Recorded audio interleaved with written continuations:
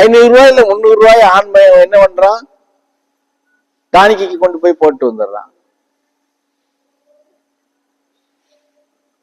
சரியா?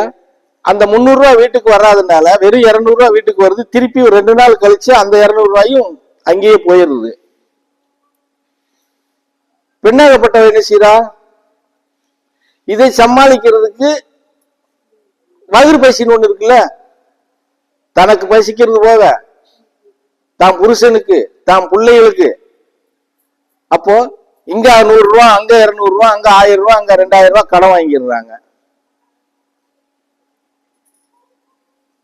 இந்த மாசம் இது கடன் வாங்கி செஞ்சிட்டோம்னா அடுத்த மாசம் என்ன வரும், இந்த வாங்கினவங்கள்ட்ட கொடுத்தாதானே அடுத்து கேட்டா கொடுப்பாங்க. அடுத்த மாசம் வாங்கின சம்பளத்தை அப்படியே கொடுத்துட்டு கையில் ஒண்ணும் இல்லாம நின்றுகிட்டு இருப்போம்.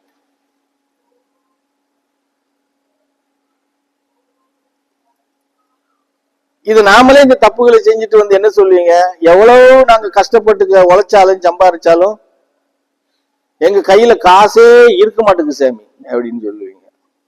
இதுக்கு சிரிக்கிறதா அழுகிறதா? நான் முன்னாடி சொன்னதை யோசிச்சுக்கிட்டு திருப்பி நீங்க இப்படி சொல்லும் போது என்ன செய்யலாம்? இதுக்கு என்ன போல பரதேசி என்ன உங்களுக்கு வழிமுறையை காட்டி கொடுக்க முடியும்?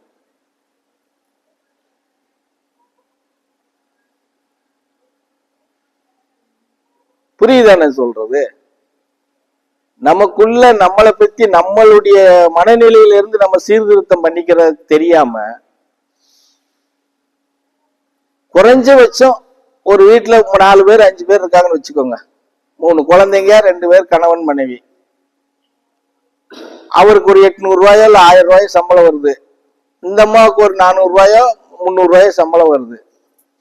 1300 வச்சுக்கிறோமே ஒரு நாளைக்கு. வாரத்துல 7 நாளா 6 நாளா சாமியா? அதாவது வாய் திறந்து சொல்லுங்க. சரியா? ஒரு நாளை விட்டுருவோம் ஓய்வுக்குன்னு சொல்லி. 6 நாளைக்கு என்னாச்சு? 1300 கணக்கு.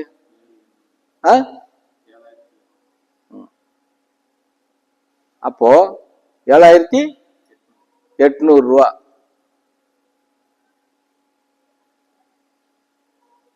ஒரு நாளைக்கு நீங்க 1000 செலவு பண்ணா கூட 800 மிச்சம் இருக்கா இல்லையா? இருக்கா இல்லையா சாமி? நான் லீவும் சேர்த்துதான் கணக்கு சொல்றேன். நீ 1000